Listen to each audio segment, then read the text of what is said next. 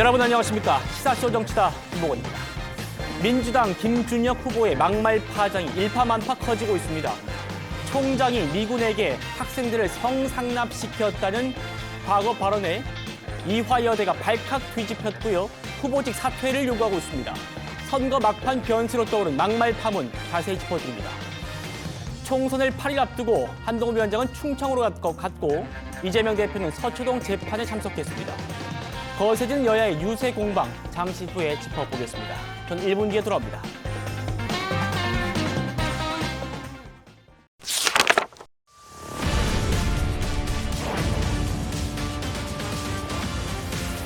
경기 수원정에 출마한 민주당 김준혁 후보의 막말 파장이 거셉니다. 이화여대 초대 총장을 지낸 김환란 여사가 이대 학생들한테 성상납을 시켰다는 김 후보의 그 발언. 정치권은 물론이고 이화여대와 여성계에서 사퇴 요구가 빗발치고 있습니다. 준비한 영상 먼저 보시고 오늘 이 문제부터 집중 토론하겠습니다. 이 자리는 바로 여인의 의 자리고 이 자리는 다. 국정이 그 사람도 역시 마찬가지로 일제 강점기에 들 상대로 를 했었을 거고.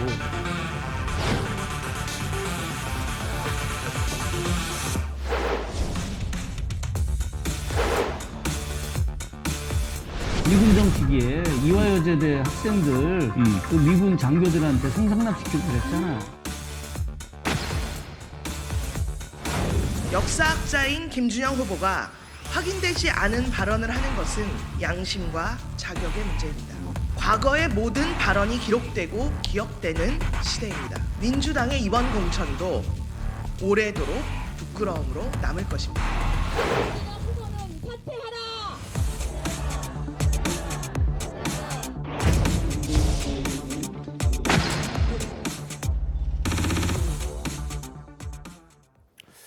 역사학자 출신 김준혁 후보의 이 발언 논란 굉장히 거셉니다. 문제의 발언, 김 후보의 육성으로 다시 한번 들어보시고 국민의힘 기자회견도 이어서 들어보겠습니다.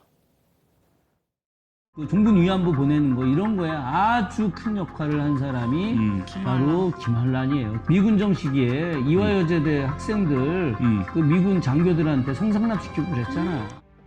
아무런 근거도 없이 김환란 여사를 종군 위안부 동원자로 낙인 찍고 이화 여대생들을 미군에 성상납한 사람들로 만들고 이화 여대를 성상납 대학으로 추락시켰습니다.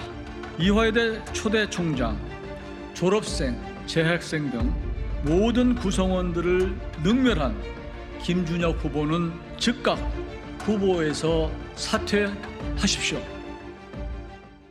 신지호 의원님, 네. 이분이 지금 스스로 역사학자라고 강조하고 있기 때문에 일반인들이 보기에는 뭔가 좀 신빙성 있는 근거가 있지 않을까라는 그런 예상을 하고 듣게 되기 때문에 문제인 겁니다. 그렇죠. 근데 지금 지금 조금 전 이화여대 입장이 나왔어요. 그거 한번 좀 보고 얘기를 좀 들어보겠습니다. 같이 한번 보시죠. 김준혁 후보, 검증되지 않은 자료와 억측으로 본교의 명예를 훼손했다. 지금이라도 즉각 사과하고 후보직에서 물러날 것을 요구한다. 여성 차별적이고 왜곡된 시각으로 여성에 대한 명백한 비하 의도를 담았다. 이게 지금 이화여대의 공식 입장입니다. 예, 저 자칭 역사학자면 모르겠는데요. 그래도 한신대학교 교수 아닙니까? 예. 그러니까 대학에서 인정한 그런 분인데 역사학자는 뭡니까? 자기의 주관적 그 평가를 얘기하는 게 아니라 철저하게 역사적 사실, 이게 고증을 해가지고 예. 확인된 거. 우리가 기자들이 기사를 쓸 때도 팩트 체크 하듯이 그렇습니다. 학자들도 뭔가 발언하는 데 있어서 역사적 사실을 체크를 해야 되는데 팩트 체크도 안 하고 그냥 마구 던지는 것 같습니다. 박정희 전 대통령 이 종군 위안부하고 뭐 성관계를 맺었다는 뭐 이런. 그러니까 그 비슷한 얘기도 저는 본 적이 없거든요. 예. 비슷한 얘기를 본 적도 없고요. 그리고 저분은 무슨 어떤 근거를 가지고 이화여대 초대 총장인 김환란 박사가 자신의 재학생들을 미군 장교들에게 성상납을 했다. 아무런 그 증거나 근거나 그 비슷한 정황도 예. 지금 찾아서 그 제시해 보라면 제시 못할 겁니다. 그러니까 저런 분이 대학 교수로서 또 역사학자를 자칭하면서 저런 식의 혹세무민을 해올 수 있었구나 하는 거고, 또 저런 사람을 민주당의 박광원 원내대표 멀쩡한 그 사람을 뭐 하위 10% 뭐 감점 뭐 마이너스 20% 했습니까? 그런 식으로 해가지고 억지로 내쫓고 뭐 한 사람이 저 사람이다. 네. 그러니까 우리가 이런 말이 있죠. 악화가 양화를 구축한다. 질 나쁜 저질의 후보가 그나마 나은 후보를 쫓아내고 그 자리를 차지한 그런 격이라고 봅니다. 예. 선거가 8일밖에 안 남은 상황에서 여성계에서도 굉장히 반발하고 있습니다. 한국여성단체협의회가 성명을 냈습니다. 이것도 한번 보시겠습니다. 김준혁 후보, 저급한 언행으로 역사를 왜곡하고 대한민국의 모든 여성에게 치욕감과 모욕감을 주었다. 사과하고 즉각 사퇴하지 않을 경우에는 500만 회원들 김준혁 후보를 명예훼손으로 고발할 거다. 이게 지금 한국여성단체협의회의 성명 내용입니다. 그리고요, 이어서 위안부 피해자인 이용수 할머니도요, 이렇게 직격했습니다. 말 같지도 않은 소리를 하는 사람이 국회의원 후보로 나오고 있다. 당선돼서 정치한다면 앞으로 망언밖에 더 하겠느냐. 국회의원으로서의 자격이 없다. 죽다 살아나서 나라를 찾아왔더니 더러운 망언을 들었다. 이게 지금 위안부 피해자인 이용수 할머니의 직격입니다. 강산필 부위원장님. 네. 국민의힘 여성 의원들 그리고 녹색정의당의 논평을 한번 듣고 그다음에 좀 질문 드려보겠습니다. 들어보시죠. 김 후보의 패륜적 막말에 치가 떨릴 지경입니다. 김 후보는 그 그릇된 역사관은 물론이고 편협함, 저질스러운 성인식까지 탑재되셨으니 국회의원으로서의 자격이 전혀 없습니다. 성적 대상화는 성폭력의 가장 근본적인 이유로 꼽힙니다.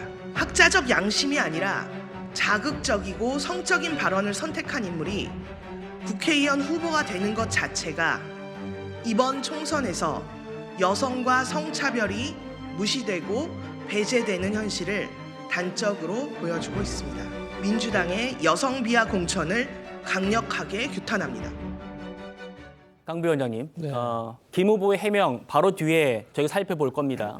지금 여쭤보고 싶은 거는 여대생들한테 성상납을 시켰다는 이런 주장, 이화여대 졸업생과 또 재학생들의 명예와 직결되는 문제이기 때문인데 여성 비하 공천이라는 녹색정의당 비판도 나왔습니다. 지금 당에서는 어떤 입장입니까? 지금 김준혁 후보가 했던 말에 대해서 제일 중요한 본질의 문제는 본인이 정말 그냥 생각나는 대로 근거 없이 그냥 유튜브에서 관심을 끌기 위해서 한 것이냐 아니면 예. 어떤 객관적인 자료에 의해서 학자로서 한 것이냐의 문제인 것 같아요. 그런데 지금 현재 상황에서 아쉬운 건 무엇이냐면 이게 사실의 문제냐 인식의 문제도 매우 중요한 문제거든요. 그래서 쉽게 말해서 이분이 역사학자이기 때문에 이러한 내용에 있어서 뭐 야사나 비사나 사료를 바탕으로 해서 이것을 학계 세미나에서 말씀을 하시거나 아니면 논문을 통해서 발표를 하셨으면 더 좋았겠지요. 그런데 이런 유튜브를 통해서 발언을 했다는 것이 지금 네. 문제가 되고 있는 것 같아요. 근데 그럼에도 불구하고 지금 상황에서는 어쨌든 김준혁 교수가 객관적인 자료를 바탕으로 한 건지 아니면 본인의 그냥 주워 들은 얘기를 그냥 나열한 건지가 중요하다고 보여지고요. 예. 어쨌든 본인과 본인 캠프에서 객관적인 자료를 대해서 SNS에 올렸더라고요. 그래서 이러한 것들을 추후 어떤 국민적 정서에 맞는지 보고 대응하는 것이 맞다고 봅니다. 네. 자, 지금 강 부위원장이 말씀하신 김준혁 후보의 해명을 곧바로 좀 짚어보죠. 일단 김 후보는 앞뒤 말 다 자르고 자극적인 부분만 편집해서 나를 매도하고 있다. 이렇게 주장을 했고요. 또 역사학자로서도 학문적인 논거가 없는 그런 일방적인 주장은 나 하지 않습니다. 라고 얘기를 했습니다. 과연 그럴까? 한번 좀 살펴볼 텐데요. 정영진 변호사님. 네네. 제가 김 후보 측이 제시한 그 근거 자료를 좀 다 봤습니다. 네네. 거기 보면 대학을 나온 여성이라는 표현은 있습니다. 그런데 이화여대생이라는 구체적인 그런 표현은 등장하지 않더라고요. 근데 지금 김 후보는 나는 논거 있는 주장이었다라고 주장한단 말입니다. 어떻게 보십니까? 일단 제가 봤을 때 굉장히 악의적인 주장 아니겠습니까? 저 이야기를 통해 가지고 제가 봤을 때는 3명의 명예가 심각하게 훼손이 됐어요. 첫 번째, 김환란 박사 명예가 훼손이 된 거죠. 왜냐하면 김환란 박사가 어떤 사람입니까? 그 일제에 의해서 폐교되었던 이화여자대학교를 해방 이후에 복권시켜가지고 다시 만들어가지고 재건시켜가지고 초대 총장이 되신 분 아닙니까?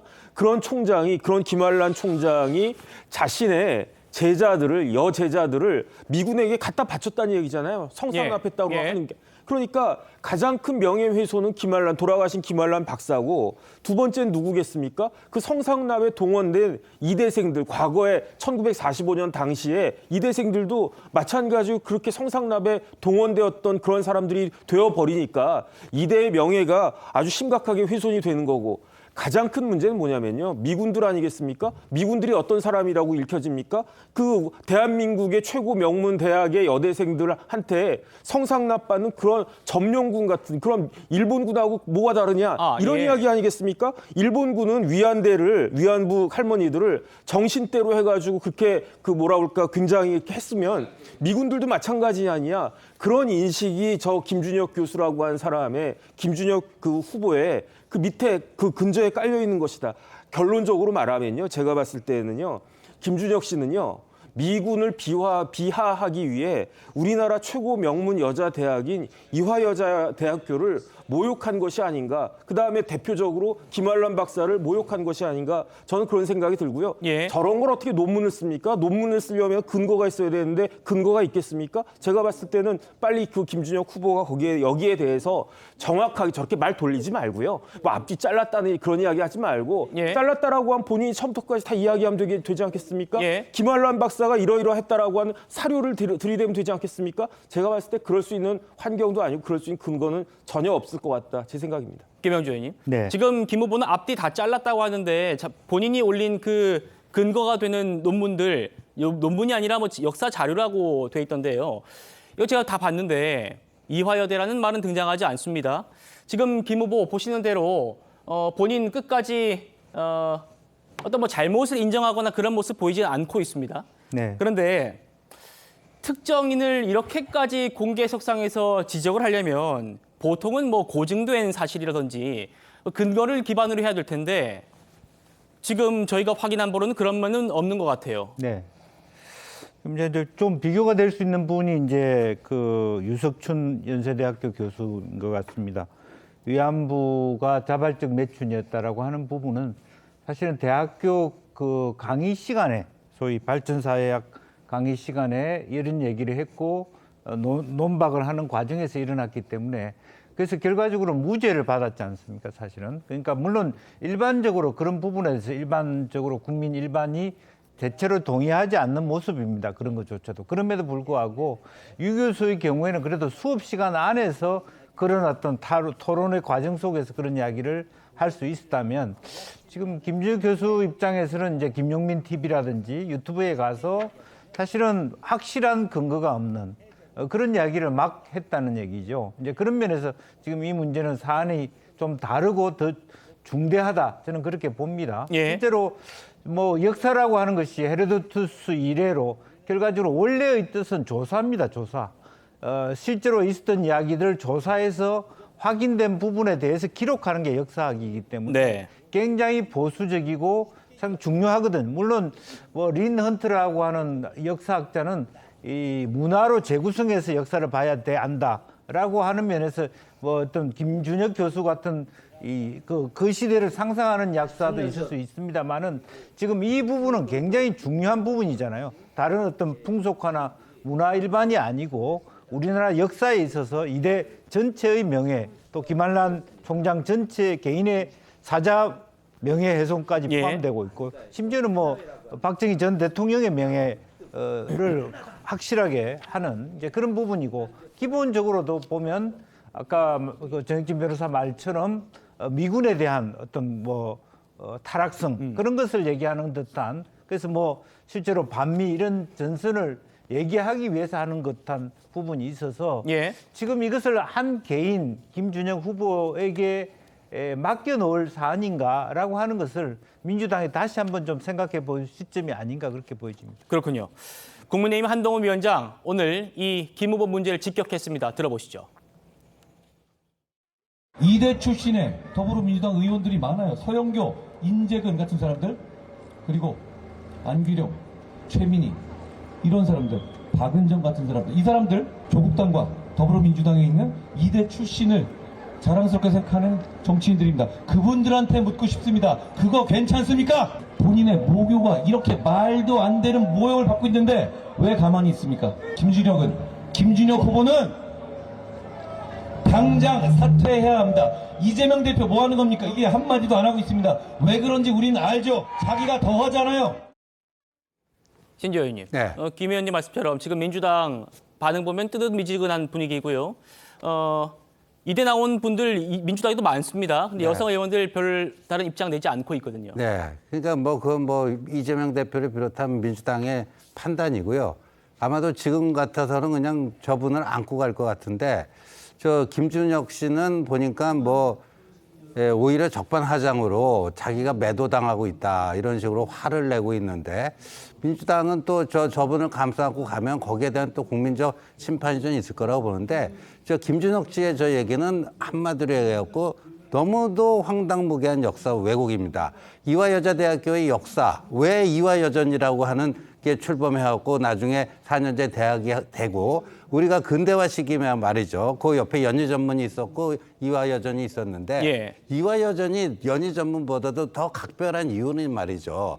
우리가 이제 조선 왕조 거치면서 이제 일제 강점기 30년 겪고 나서 그 과정에서 이제 이런 교육기관들이 생기는 건데 여성만을 위한 전문 여성 인재를 좀 양성해 보자. 그러니까요. 이 봉건 시대에서 탈피해서 정말 이제는 근대로 들어가고자 하는 물론 이제 외국 기독교 선교사들의 도움을 많이 받았습니다만 그런 어떤 처절한 몸부림이었습니다.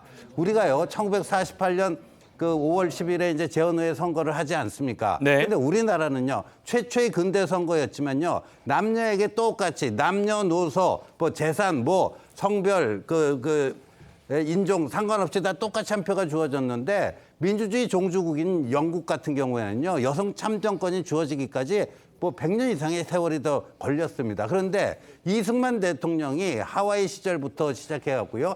이 교육을 시킬 때도 남녀 간의 불평등을 두면 안 된다. 그래서 여성에 대한 그 어떤 교육 투자 이런 것들 그게 바로 대한민국의 건국 정신 첫 번째 최초의 투표인 그 선거를 통해서도 똑같은 보통 선거가 이루어지고 예. 이화여대가 바로 그런 것을 하기 위해서 만들어진 교육기관입니다. 그런 교육기관을 미국 장교들에게 성상남이라 시키는 그런 모렴치하고 반민족적인 김한란 박사가 뭐 했다?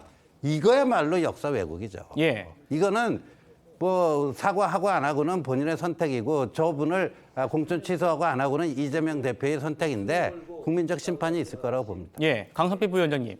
지금 이 김 후보의 해명도 지금 또 도마에 올랐습니다.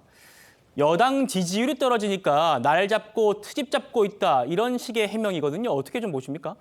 김준혁 후보로서는 본인이 했던 말에 대해서 나름대로의 어떤 객관적이라든지 사료에 근거를 해서 그런 말을 했다고 하면 본인은 그런 생각을 충분히 할 수가 있겠죠. 근데 문제는 뭐냐면 다시 말씀드리지만 그분이 주장했던 것들이 정말 객관적인 것인지 국민 눈높이에 비춰봤을 때도 이 정도의 자료, 이 정도의 근거한 기사라면 그런 말을 할 수도 있겠구나라고 양해를 받을 수 있는지는 조금 더 지켜봐야 될 문제가 아닌가 민주당은 그렇게 판단을 하고요. 추후에 김준혁 후보가 해명했던 내용에 대해서 국민적으로 눈높이에 맞지 않고 전혀 앞뒤가 맞지 않고 정서에 맞지 않는다면 또 민주당도 나름대로 조치를 취할 것이다. 저는 그렇게 보고 있습니다.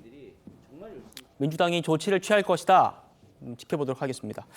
국민의힘 김 후보의 막말 논란 한두 가지가 아닙니다.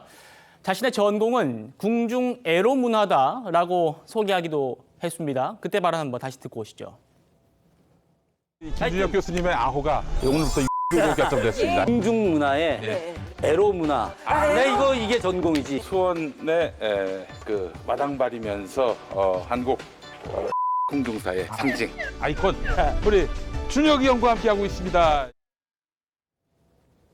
김영주 의원님. 네. 어쨌든 이 본인 발언에 문제가 없다 이런 입장을 계속 고수하고 있어요. 그런데 지금 원본 영상들 저희가 찾아보니까 오전에 비공개 처리가 됐습니다. 좀 어떻게 좀 평가하십니까? 그렇습니다. 이제 실제로 그야말로 어떤 참 김준혁 그 후보의 경우에는 더 어렵게 느껴지는 게 그 한신대학교 부교수라고 하는 그 직위를 가지면서 저렇게 자유로운 유튜브 활동을 하고 또 수원 지방에서의 어떤 정치 활동, 시민사회 활동을 하면서 저렇게 어떤 자기의 어떤 이념과 철학을 저렇게 뭐 역사라는 영역 속에서도 저렇게 애로 참 그 정치하고 상당히 그 말하자면 거리가 먼 영역들을 자초했다는 것에 문제가 있는 것 같고요. 예. 그 교수가 저렇게 한다는 것도 문제가 있는데 더 나아가서 공직 후보자가 된다는 것은 국민 일반의 어떤 도덕적 기준, 잣대와는 너무 많이 거리가 먼 거 아닌가라고 생각이 들고요.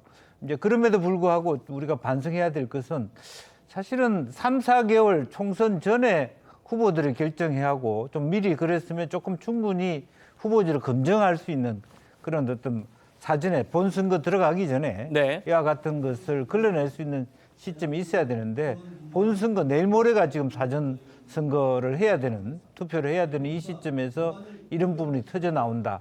그리고 우리 당이 그동안에 해왔던 그야말로 공간위의 후보 검증 작업들이 너무도 친명과 비명의 잣대가 달라서 혹시 저런 분들이 특히 이제 친명으로 일컬어지는 분들이 좀 헐겁게 공천의 검증 작업을 통과한 거 아니냐. 이제 그런 부분이고 이 문제 모두가 그야말로 우리 당의 한명숙 전 총리를 비롯해서 이대 출신의 여성 정치인들이나 후보들이 상당히 어떤 기강대에서 문제 제기를 해야 되는 그 시점인데 예. 그런 것도 침묵하고 있다는 것이 이제 민주당의 오늘의 현실의 문제로 참 안타깝다는 생각을 갖게 됩니다.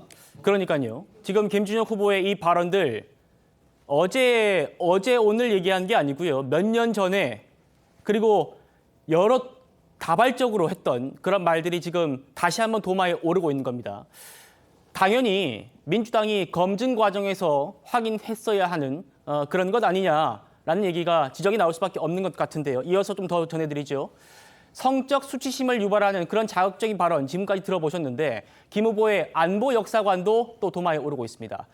7년 전에 한 유튜브 채널에서 한 얘기인데요. 한번 듣고 오시죠. 저는 이제 대미 사대주의 외교에서 탈피해야 된다. 그리고 저는 또 생각해 보면은 미국한테 우리가 큰 소리 치면서 지금 우리한테 어떻게 갑질하시는 거야?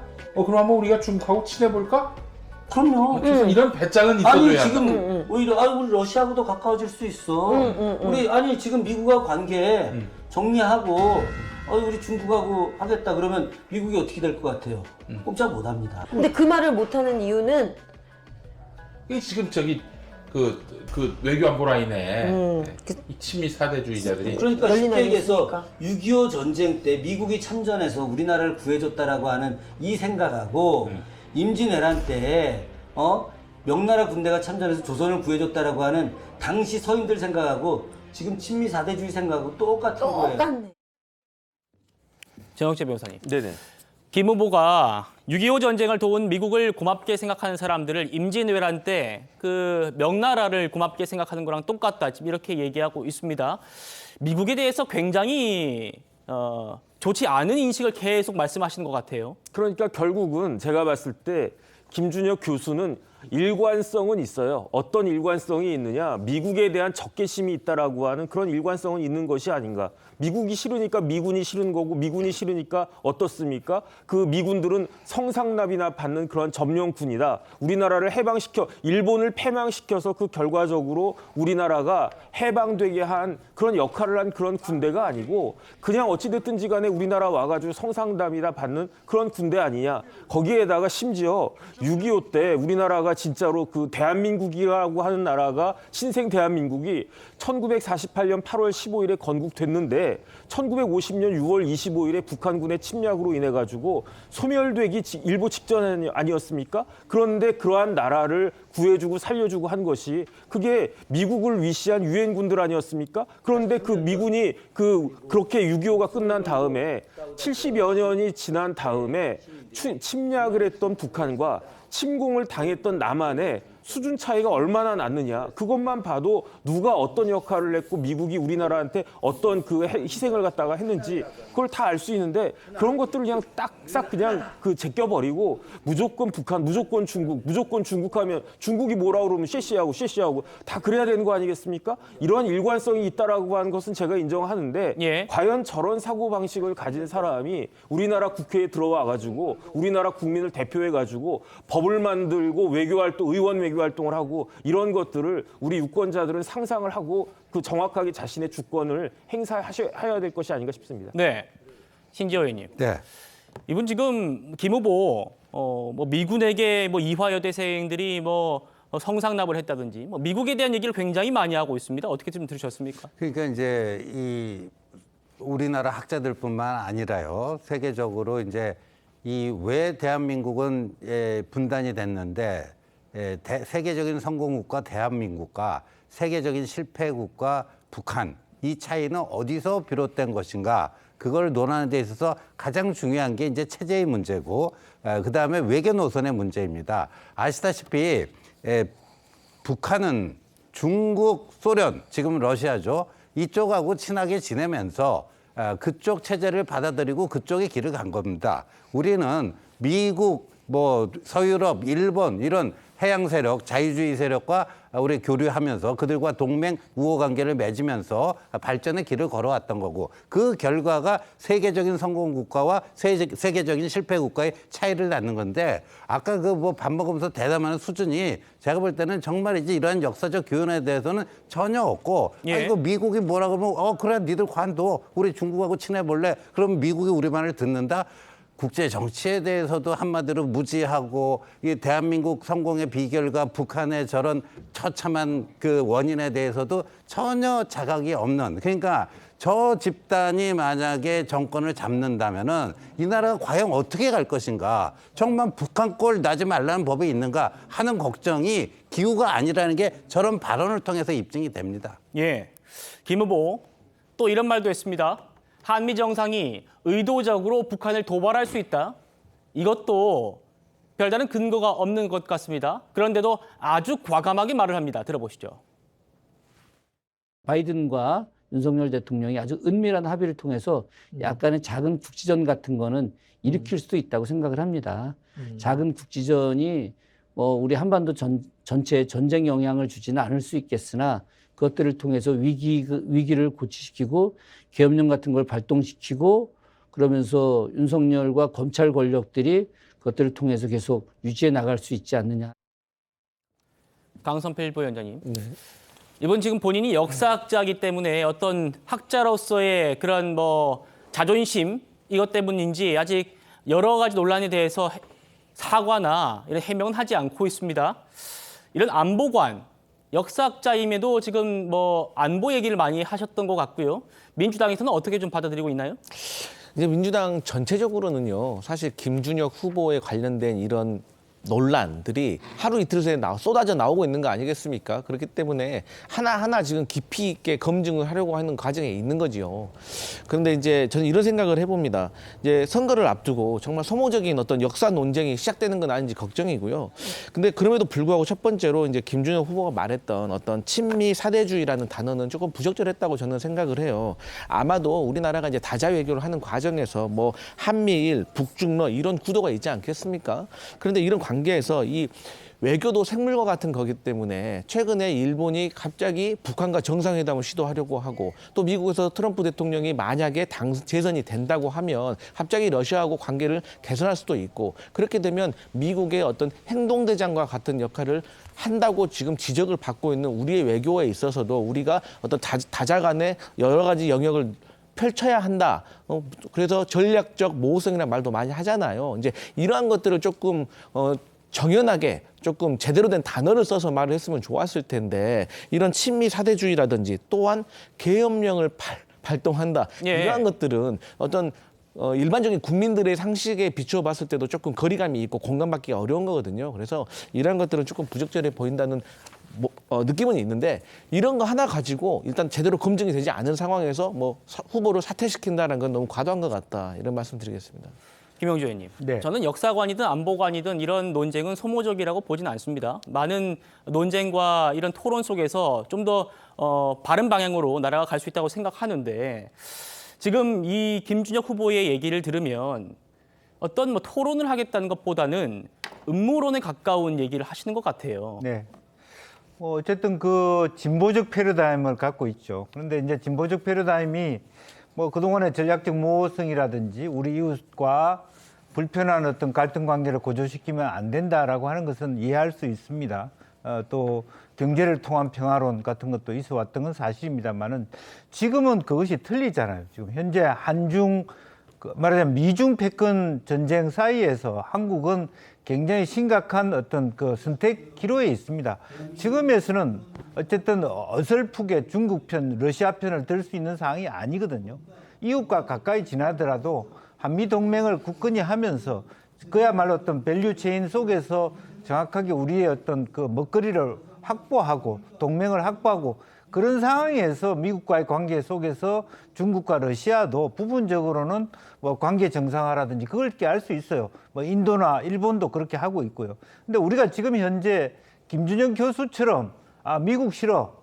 미국은 미국 좋아하면 사대주의야. 이렇게 얘기하면 예. 사실은 중국은 사대주의 아니고 러시아 사대주의 아닙니까? 사실 그동안 우리나라가 살아왔던 부분은 사실은 어차피 약소국의 어떤 운명이 있었던 부분인데 그런 의미에서 김준혁 후보는 어떤 우리나라의 미래에 있어서는 적절하지 않는 논법. 그러니까 그야말로 어찌 보면 진보적인 것처럼 보이지만 수구적이고 대행적인 인식을 갖고 있다. 저는 그렇게 평가했습니다. 예. 강석필 부위원장님, 지금 이 김준혁 후보의 이런 여러 가지 논란들에 대해서 당내에서는 좀 소극적으로 굉장히 대응하는 것 같습니다. 선거가 지금 진행 중이고 8일밖에 안 남았기 때문인지 민주당에서 별다른 반응이 나오지 않고 있는데 다시 한번 이화여대의 김한란 총장의 성상납 문제를 좀 다시 한번 좀 복기해 보면요. 지금 이 문제에 대해서 민주당의 많은 이화여대 출신 의원들, 여성 의원들이 있습니다.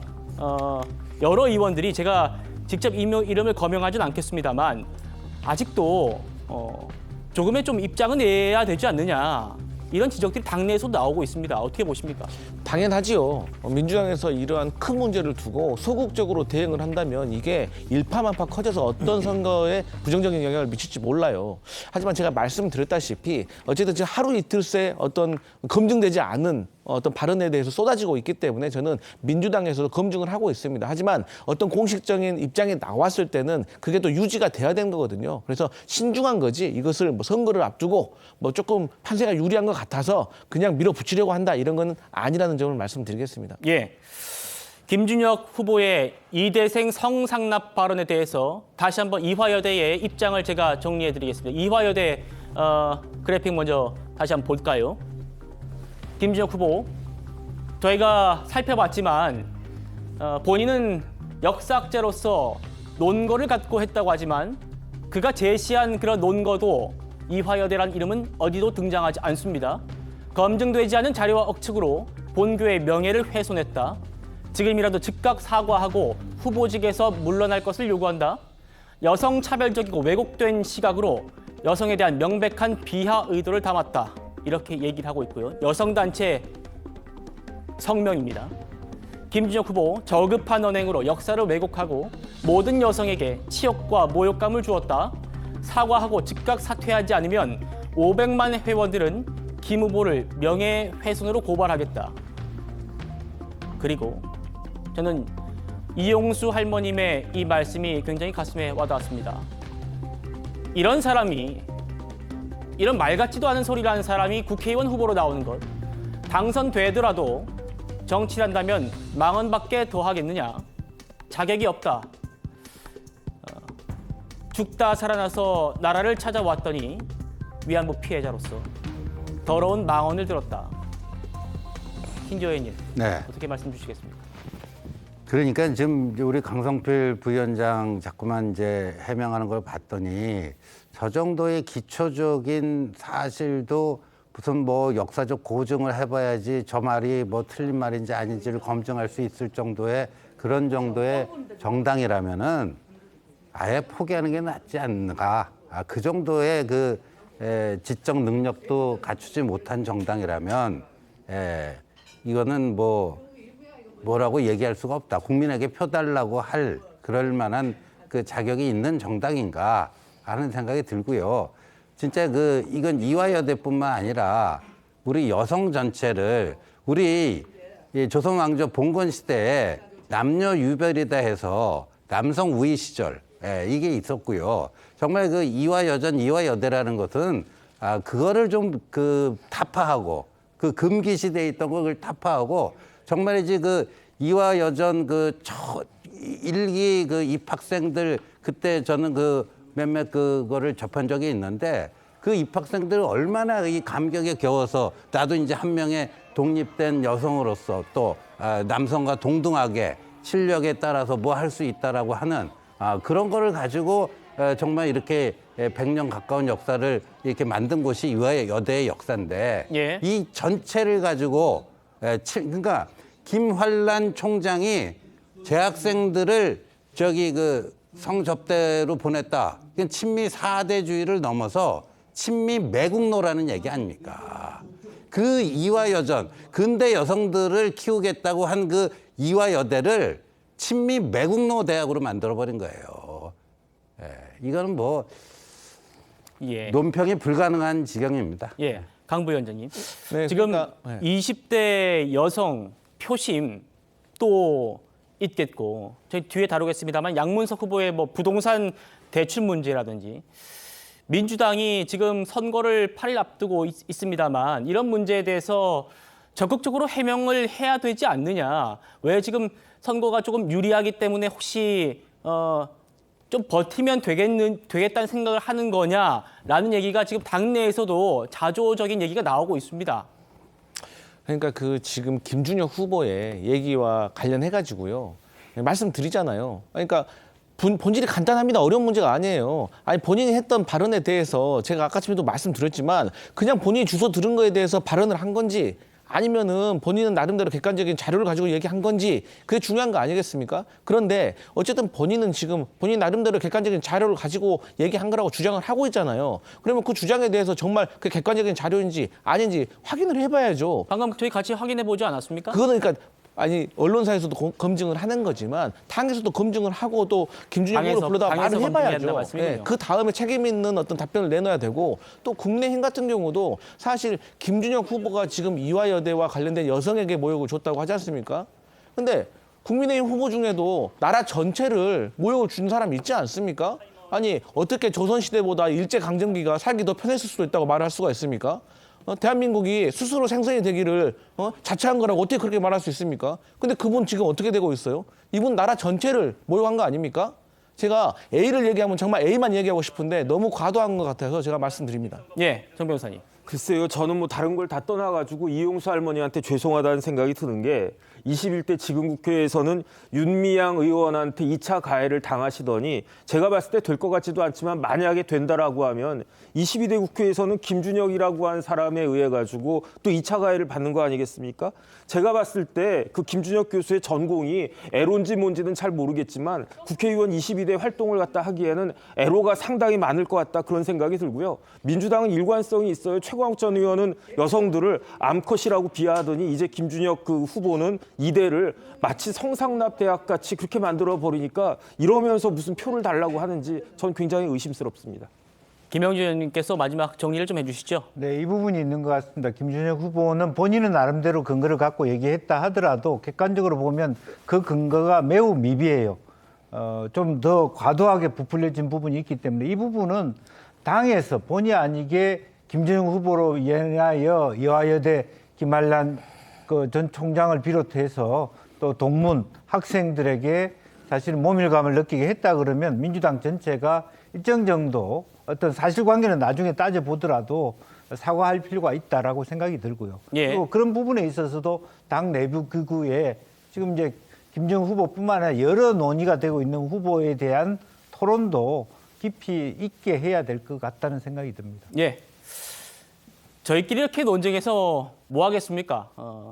저희가 지금 김준혁 후보가 올려준 그 근거 자료만 봤을 때는 지금 김 후보 해명이 조금 논거를 바탕으로 한 주장이다라는 해명이 조금 설득력이 떨어진다는 그런 말씀을 드린 거고요. 강선필 부의원님 말씀처럼 민주당에서 한번 정확하게 검증해서 김 후보에 대한 문제를 좀 다뤘으면 좋겠습니다.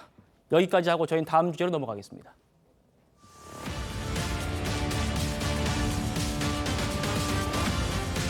총선이 이제 8일 남았습니다.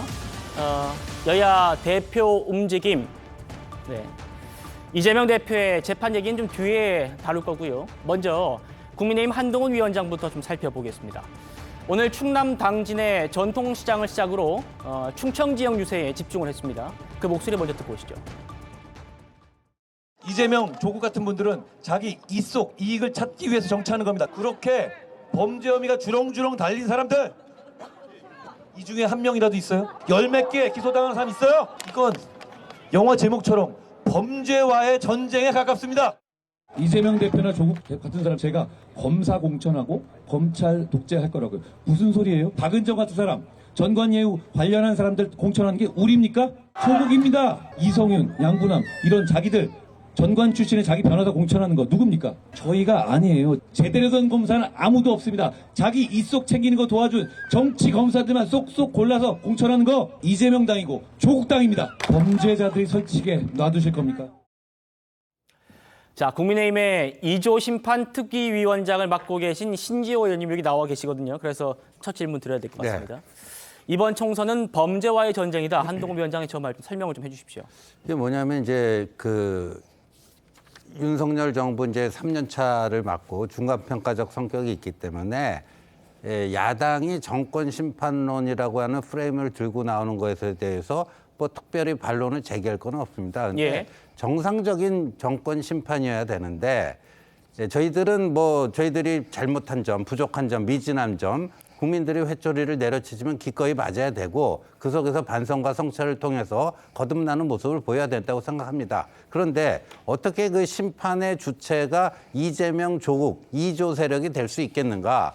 정상적인 사법 절차가 진행된다면 내년 또는 내후년에 감옥에 들어갈 가능성이 대단히 높은 이런 피고인들인데 그분들이 어떤 개인적 동기, 특별히 이제 사적 복수, 이제까지 자신들이 당한 거는 윤석열 정권에 의한 정치 탄압이고 정치 보복이다. 그러니까 나는 이 선거를 통해서 뭔가 저들을 깨부수고 더 나아가서 뭘 하겠다.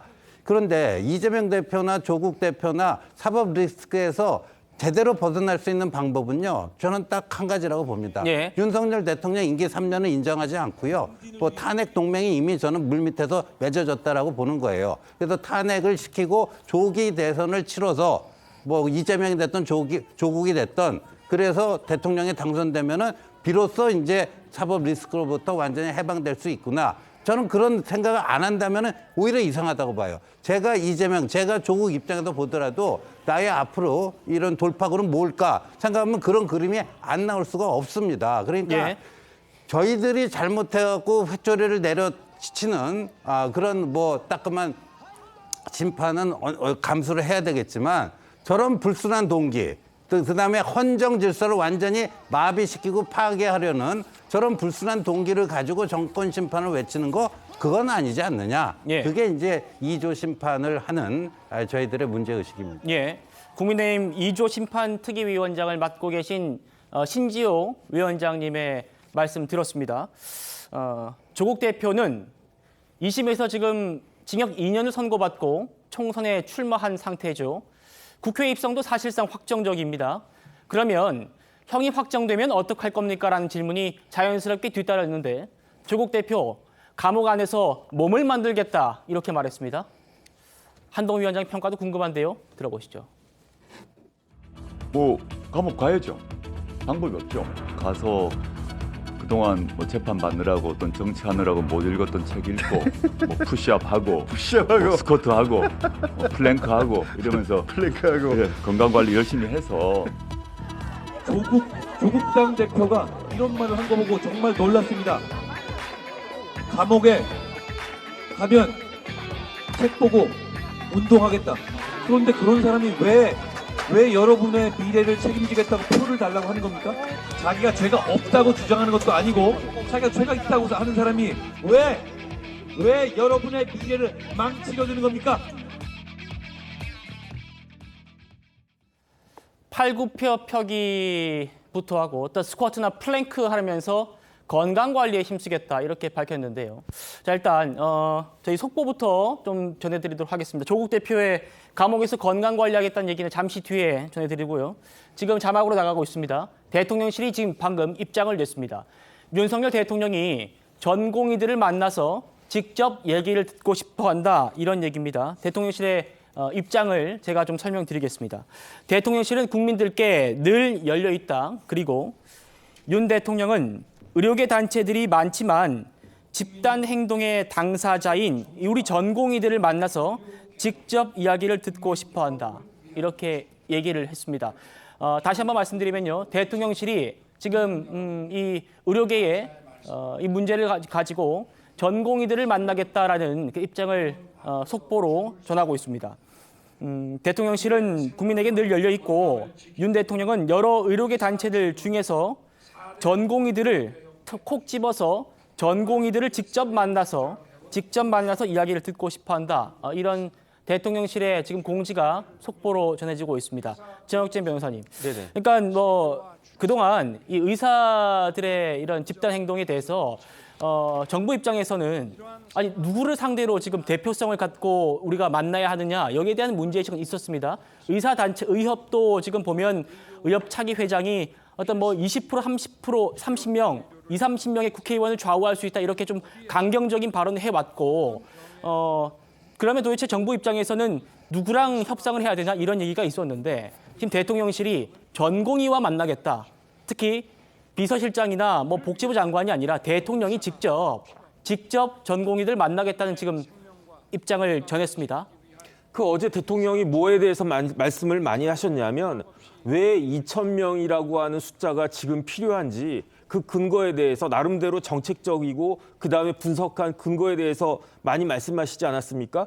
그러면서 공을 의사들한테 넘겼어요. 만약에 이 2,000명에 대해서 다른 반론이 있다라고 하면 그 반론이 납득할 만하다라고 하면 수용하겠다는 거 아니었겠습니까? 무조건 대통령이 2,000명 아니면 안 돼.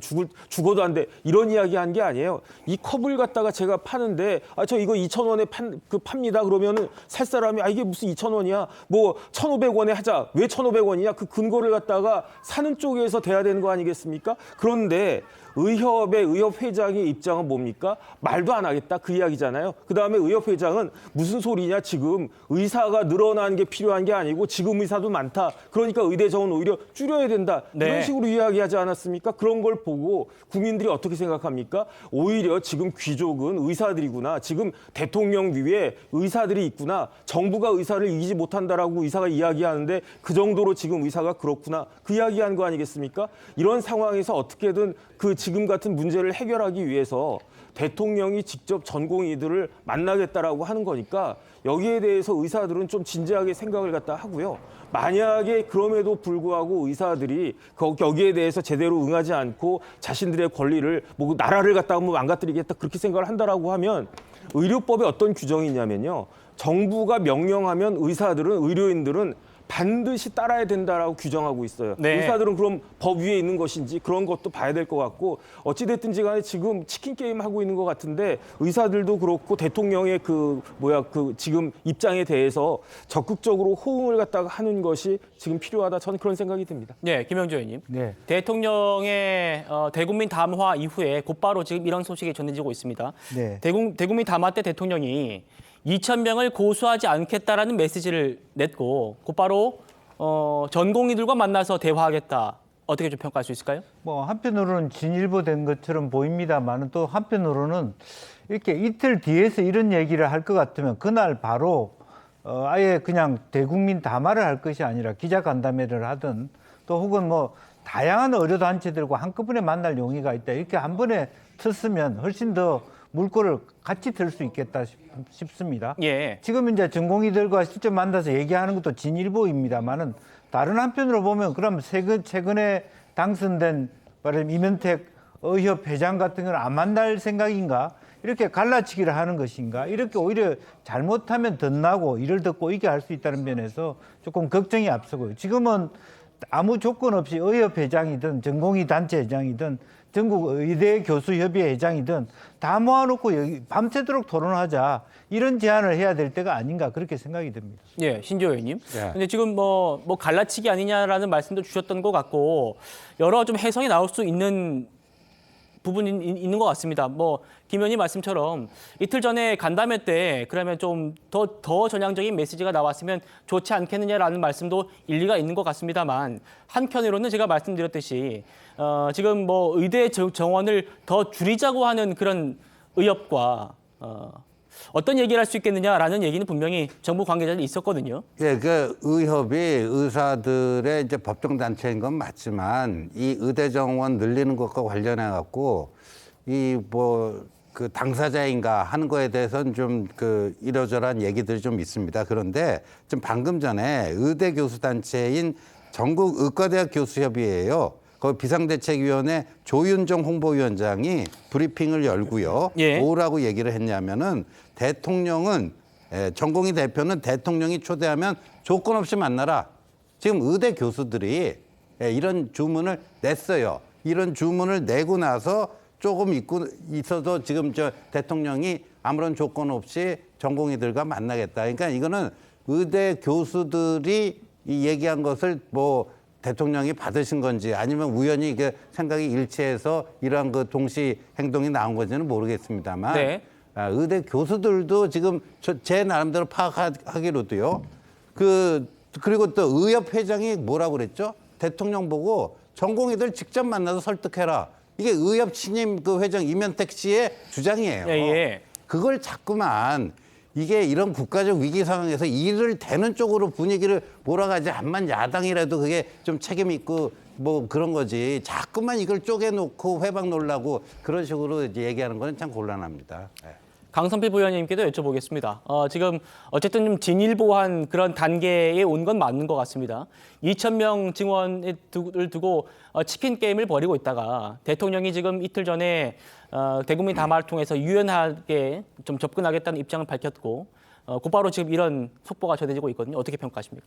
저는 그 대통령의 담화문과 관련해 가지고요. 지금 답답한 부분이 있습니다. 무엇이냐면 담화문의 내용 주장, 그러니까 대통령의 주장에 대해서 해석을 할 때 맞다, 틀리다 이런 해석이 나오는 게 아니라 이게 2,000명 증원을 물러설 수 있다는 거야, 없다는 거야. 그러니까 설명이 필요해지는 거예요. 그렇기 때문에 함경 후보 같은 경우도 대통령의 담화문만 듣고 나서는 곧바로 잘못됐다고 말을 했는데 그 다음에 대통령실의 정책실장의 설명을 듣고 나니까 또 이해가 돼서 본인이 잘못했다고 하는 거 아니겠습니까? 그러니까 대통령의 메시지 전달력이 이렇게 떨어지는 상황에서 이미 대통령께서 어제 의사들을 수입 걱정하지 말아라. 수입은 나중에 보장되어 있다. 예를 들어서 그렇게 말씀을 하시고 또 의료 카르텔 그리고 또 정치 개입 이런 말씀을 하시고 난 다음에 대통령께서 만나신다? 그러면 저는 과연 이게 좋은 결과가 나올 수 있을까? 그래서 차라리 대통령은 정말 마지노선입니다. 대통령까지도 만났는데 해결이 안 되면 누가 해결합니까? 그래서 저는 이럴 때는 한동훈 비대위원장이 전공의를 만나서 내용을 충분히 듣고 그것을 대통령을 설득하는 모양새가 훨씬 해결하는데 좋지 않을까? 그런 생각해 봅니다. 네. 한동훈 위원장이 아니라 중재자가 아니라 대통령이 직접 만나겠다는 그런 메시지인 것 같고요. 이어지는 그 대통령실의 후속 공지가 있으면 그것도 저희가 속보로 전해드리도록 하고요. 저희가 아까 하던 얘기 계속 이어서 가보도록 하겠습니다. 좀 시간이 지나가지고 시청자 여러분들 어떤 얘기하고 있었는지 좀 까먹었을 수도 있는데요. 이 얘기하고 있었습니다. 조국 대표 본인이 3심 대법원에서 실형을 선고받고 감옥에 가면 어떻게 할 거냐라는 질문을 받고 아니 나 팔굽혀펴기하고 스쿼트하고 플랭크 하면서 건강 관리하겠다. 코어 운동을 하겠다. 이렇게 얘기를 했던 거거든요. 정혁진 변호사님. 네네. 자, 이 실형이라는 게 사실 본인의 죄값을 좀 치르고 반성하라는 그런 의미가 강한데 이 조국 대표 저 얘기 보면은 뭐 반성하겠다는 그런 의미는 없는 것 같습니다. 뭐 반성을 강요할 수는 없죠. 제가 봤을 때 좋은 생각인 것 같아요. 그 수감 생활 2년 동안이나 해야 되는데 조국 전 장관은 군대도 6개월 갔다 오지 않았습니까? 그러니까 2년 동안 그 군대 생활하는 것처럼 수감 생활하면서 몸 망칠 수 있으니까 나이가 지금 환갑이에요. 그러니까 그 뭐 열심히 운동하는 거 저는 좋다라고 생각을 하는데 문제는 뭐냐면 조국 전 장관이 유죄가 나온 혐의가 뭡니까? 업무방해죄, 공무집행방해죄, 위조 공문서 행사죄, 허위작성 공문서 행사죄, 위조 사무소 행사죄, 부정청탁금지법 위반 마지막으로 직권남용 권리행사 방해죄. 서울대 법대 교수를 그것도 형법을 가르쳤다라고 한 교수라고 한 사람이 이런 아주 그냥 잡범들이 나는 그런 범죄를 우르르 저질러 놓고 반성도 하지 않았어요. 1심에서 징역 2년 나오지 않았습니까? 항소심에서도 징역 2년 나왔거든요. 그때 판사가 뭐라고 그랬냐면 피고인 조국은 반성도 하지 않고 범행도 인정하지 않았다. 그럼에도 불구하고 법정 구속을 면하게 해주는 게 그 이유는 뭐냐? 피고인의 방어권 보장을 위해서 법정 구속은 하지 않았다. 이 이야기거든요. 그러면 지금 서울 고등법원이 조국 대표 보고 지금같이 정당 만들어가지고 이렇게 선거운동하라고 법정 구속 안 했습니까?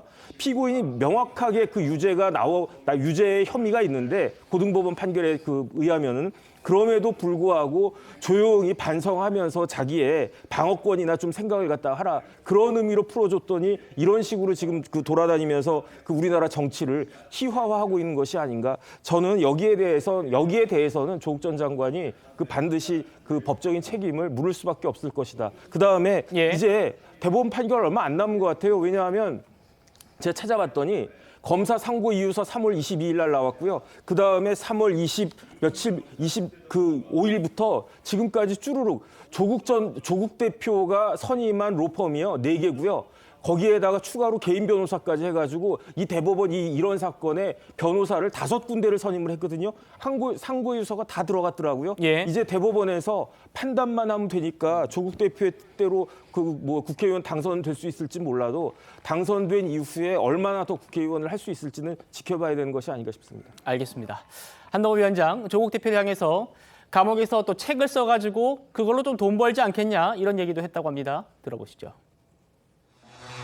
저는 이분 그럴 것 같아요. 전에 정경심 씨가 그랬다시피 영치금 엄청나게 받아 챙길 것 같습니다. 억대 영치금 받아가지 않았습니까? 이분들은 언제나 이렇게 자기들 입속만 챙깁니다. 감옥 가서도요.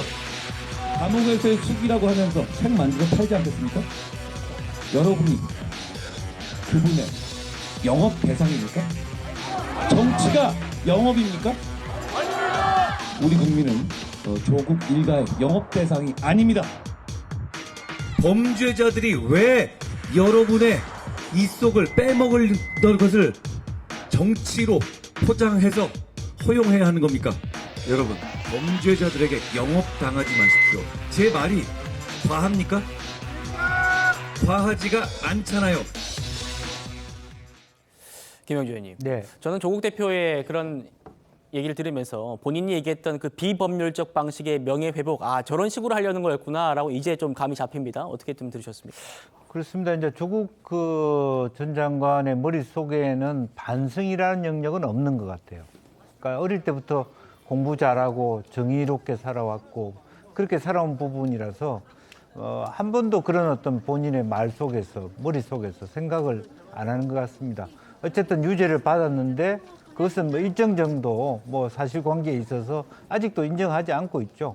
그런 상태고 또 그러나 이제 자녀들은 자기 권리들을 다 포기했으니까 그나마 맞습니다. 이제 문제는 그런 속에서 그야말로 어떤 반성이라든지 회고가 아니라 최근에는 오히려 더 자기가 만든 정당이 전국적 지지를 받고 마치 비례대표를 굉장히 국민의힘, 국민의 미래 다음으로는 많이 받을 수 있는 그런 힘의 말하자면 기대어 가지고 굉장히 의기성천하고 있는 그런 부분인 것 같습니다. 이제 그런 면에서 상당히 우리가 이제 현실적으로 이번 정치를 대하는 중립적인 또 중간자적 입장에서는 어떻게 해야 될지 모르겠다는 생각을 갖게 되고요. 다른 한편으로 보면 여야 할 것 없이 제1당, 제2당이 어떻게 했으면 이 조국 장관이라고 하는 사람이 20유죄까지 받아놓은 저 당에다가 그렇게 많은 펀딩을 하고 그 비례대표에다 표를 던질 생각을 하게 됐는가. 우리 모두가 사실은 반성할 지점이 있다. 저는 그렇게 생각이 듭니다. 알겠습니다. 조국 대표도 물론 한동훈 위원장을 향해서 연일 비판을 쏟아내고 있습니다. 부산을 연고로 둔 프로야구팀이죠. 롯데를 두고도 비판을 했는데요. 한동훈 위원장 조금 전에 이렇게 반박했다고 합니다. 들어보시죠. 조국 대표가 계속 저한테 얘기하던데 저한테 롯데 자이언츠 팬을 참칭한다는 겁니다. 이분은 무슨 생각 가지고 사는지 제가 모르겠어요. 롯데 자이언츠가 조국내 겁니까? 아니죠. 부산이 조국내 겁니까? 아니죠. 조국 대표는 이번 총선이 끝나면 한동훈 위원장이 버려질 거다 이렇게 예언을 하기도 했는데 여기에 대한 한동훈 위원장 얘기도 한번 들어보시죠.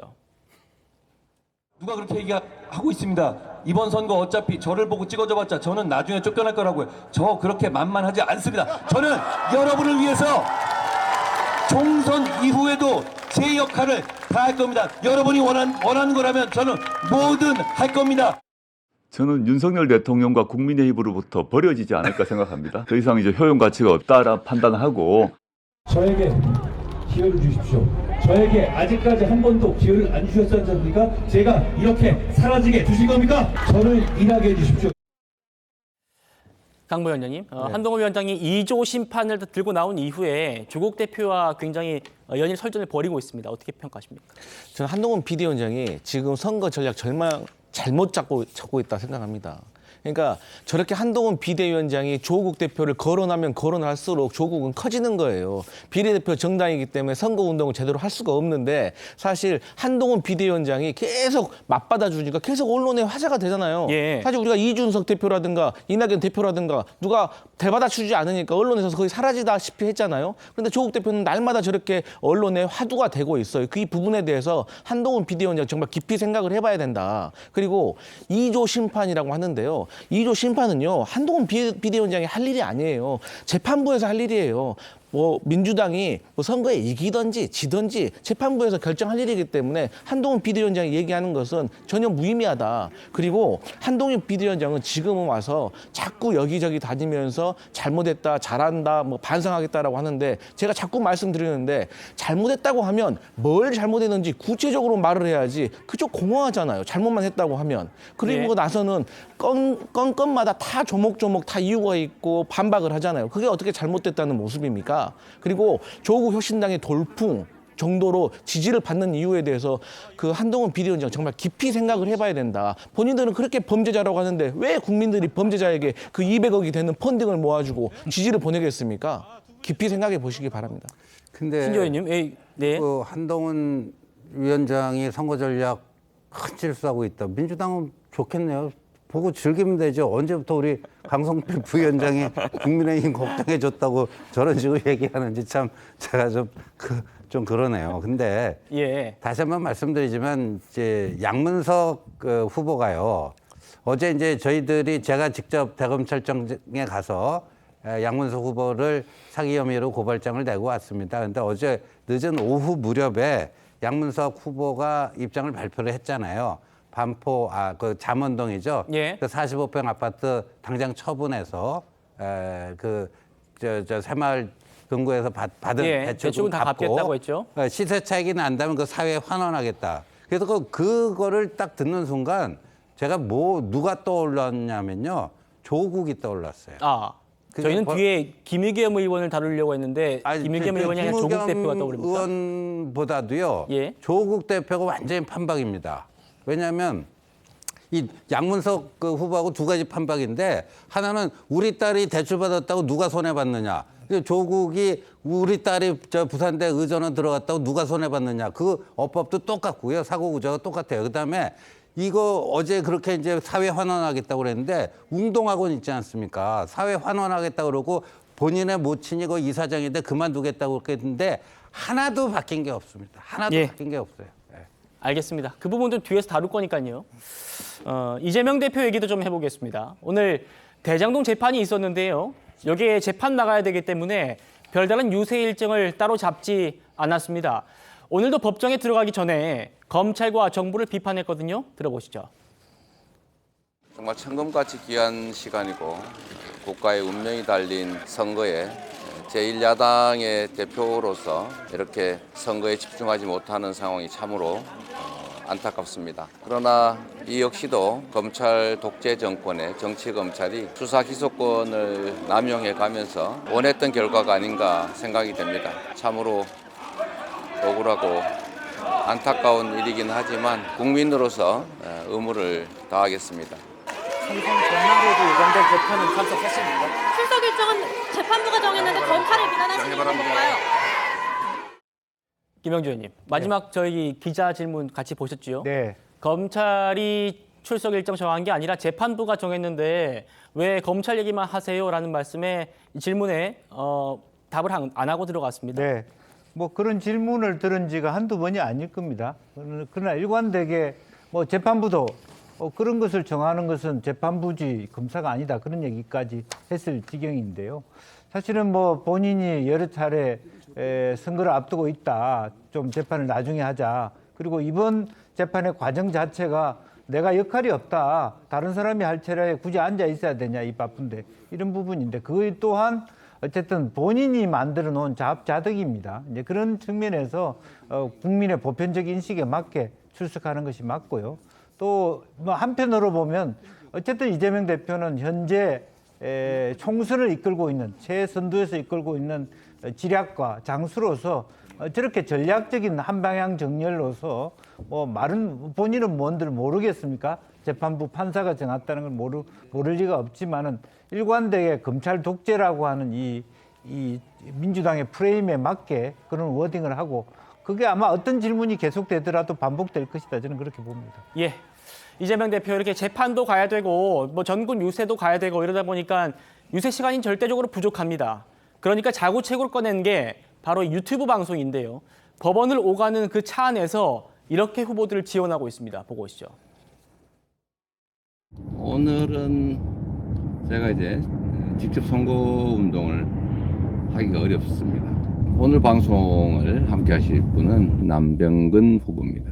아유 대표님 고맙습니다. 제가 틀림없이 역전 필승할 겁니다. 도와주셔서요. 네네. 어제 윤석열 대통령 담화를 보니까 역시 반드시 심판해야 되겠다 이 생각이 좀 더 강해졌는데요. 국민이 무섭다는 걸 꼭 보여줘야 될 것 같습니다. 저는 재판에 그냥 가만히 있을 수밖에 없는 증거가 어떤 일단 기소해놓고 너 한번 죽어봐라 이런 게 아마 윤석열 정권의 생각 아닌가 싶어요.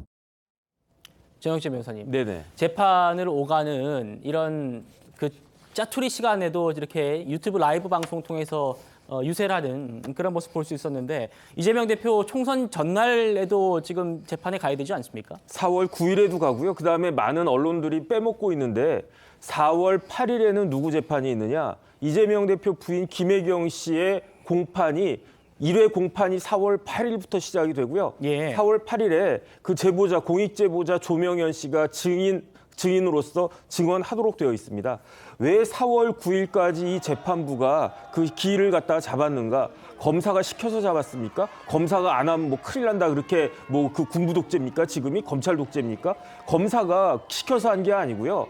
재판장이 알아서 그렇게 한 거예요. 왜 재판장이 4월 9일에도 잡았습니까? 그건 이유는 딱 하나예요. 이재명 대표가 3월에 있었던 재판에 자기 마음대로 조퇴하다시피 하고 그다음에 아예 결석도 하고 그러니까 그 재판이 넘어가고 해가지고 4월 2일, 4월 9일 이렇게 잡힌 게 아니겠습니까? 이런 식으로 국민들을 갖다가 호도하면 안 될 거고요. 오히려 왜 이런 일이 벌어졌는지 그런 생각을 해야 될 것이고 그다음에 한 가지만 더 말씀을 드리면 이재명 대표는 총선이 지난 다음에도 4월 12일 총선 다음 날 공직선거법 재판이 있고요. 그다음에 4월 22일에는 위증교사 재판이 있고요. 그다음에 4월 26일에는 공직선거법 재판 또 있거든요. 그러니까 제 생각에 올 상반기에는 공직선거법하고 위증교사 판결이 선고될 가능성이 굉장히 높지 않을까 저는 그런 생각이 듭니다. 네, 알겠습니다. 저희는 아까 신지호 의원님 말씀하셨던 양문석 후보 얘기도 좀 해보겠습니다.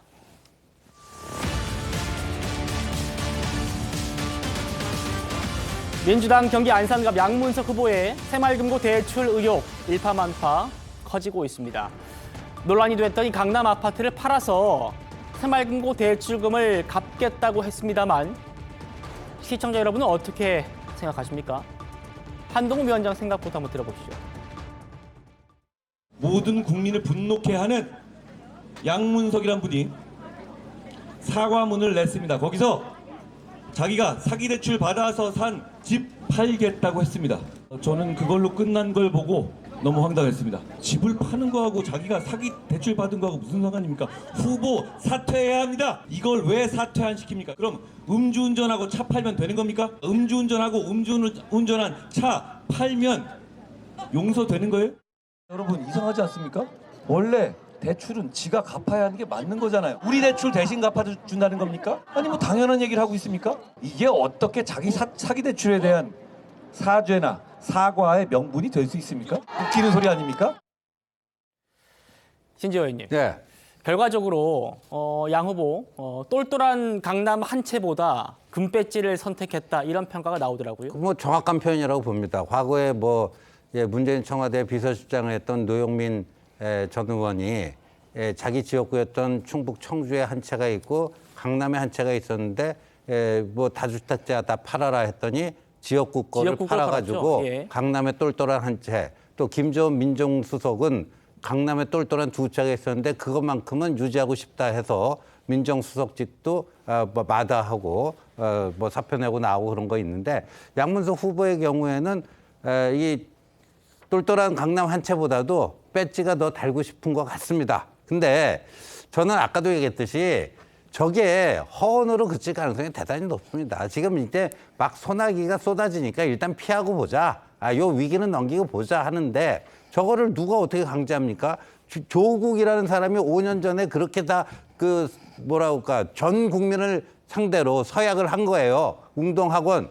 자기들 일가가 경영하던 웅동학원을 환원을 하고 어머니 이사장직 퇴직하고 그런데요. 지금 보니까 이 한국자산관리공사라고 캠코라고 하죠. 여기가 정부 기구인데 그 한국자산관리공사가 웅동학원 조국 일가에게 가지고 있는 채권이 130억이나 됩니다. 예. 그거는 전혀 1원 한 장 지난 5년 동안 갚은 게 없어요. 근데 조국 대표는요, 요번에 재산 신고한 거 봤더니 문재인 청와대 민정수석 때 한 거보다도 한 4억 원 정도가 늘어 있습니다. 그리고 심지어 조국 대표의 동생인 조건 씨는 자기 재판 받는 그 비용을 말이죠. 웅동학원 또 돈을 끌어다 쓰려고 해갖고 또 문제가 되기도 하고요. 아파트를 팔고 이익이 생기면 기부하겠다 이런 이 해법, 이 사람이 떠오른다는 얘기들이 많습니다.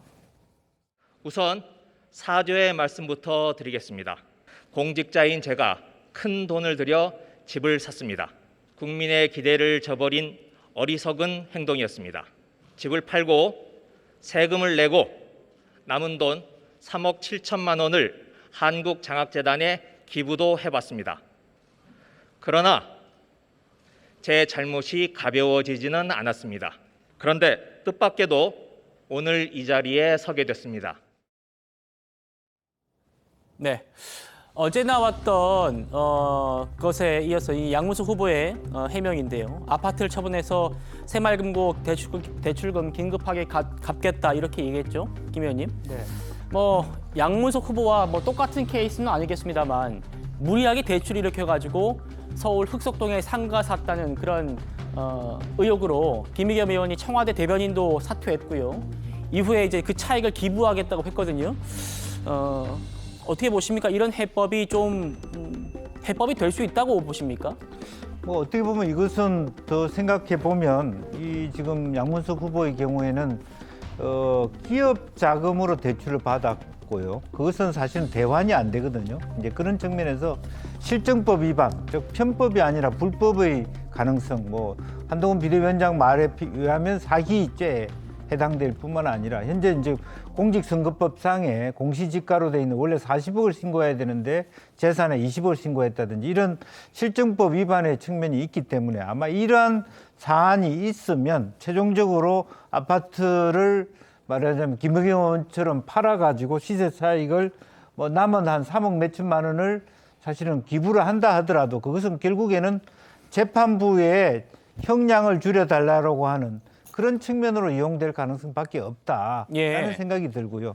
다만 이제 그 이후의 문제는 또 다른 문제라고 봅니다. 그 형에 따라서 기본적으로 만에 하나 지금 현재 양문석 후보가 계속 이렇게 총선에 나가서 만에 하나 당선됐을 경우에 그것이 어떤 형량에 따라서 국회 현직을 유지하냐 마냐 하는 부분은 다른 문제이고, 이 부분은 전혀 실질적으로는 뭐 그렇다고 제가 없어지는 부분은 아니다. 그런 측면에서 그냥 국민들의 어떤 그 분노 게이지를 낮추기 위한 그런 형태로밖에는 이해할 수 없을 것 같습니다. 그렇군요.